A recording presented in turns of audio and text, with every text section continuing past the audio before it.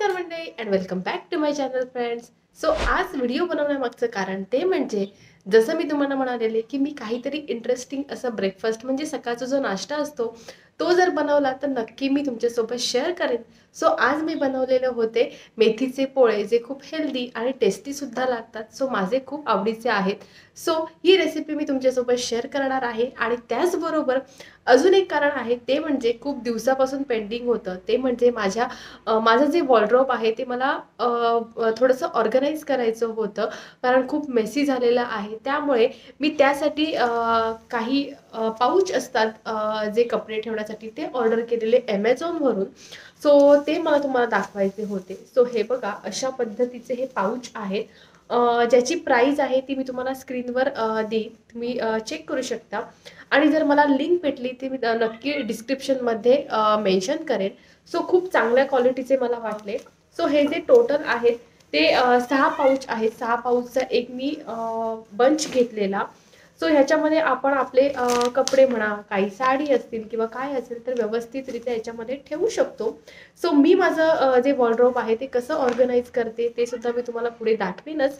So त्याआधी माझी जी recipe आहे जे मेथीचे पोळे मी बनवले ते कसे बनवले ते बघून घ्या. सो हे पीठ बनवण्यासाठी मी काल म्हणजे आदल्या दिवशी 4 ते 5 तासासाठी तांदूळ आणि मेथी आहे ते भिजत घातलेले. सो माझं प्रमाण होतं 1 पेला तांदूळ आणि 1 मोठा चमचा मेथी. तांदूळ आणि मेथी छान भिजल्यानंतर मी हे रात्री सगळं वाटून ठेवलं. वाटणामध्ये मी घातलेलं 1 वळ खोबरं, मला जेवढं गोड आवडतं तेवढं गूळ, जिरं आणि हळद.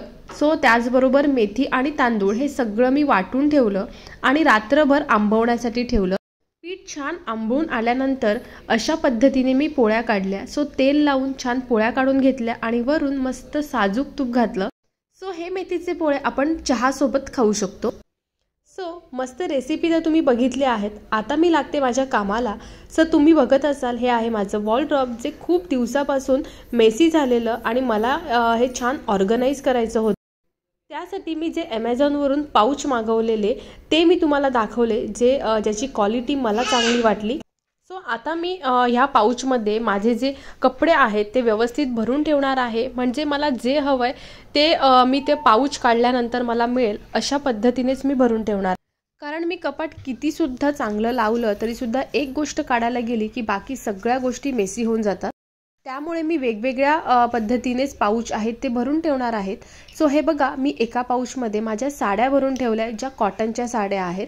दुसऱ्या पाऊचमध्ये माझे ड्रेसेस जे मी बाहेर कुठेतरी यूज करेन आणि माझे जे दुपट्टे आहेत ते भरून ठेवले.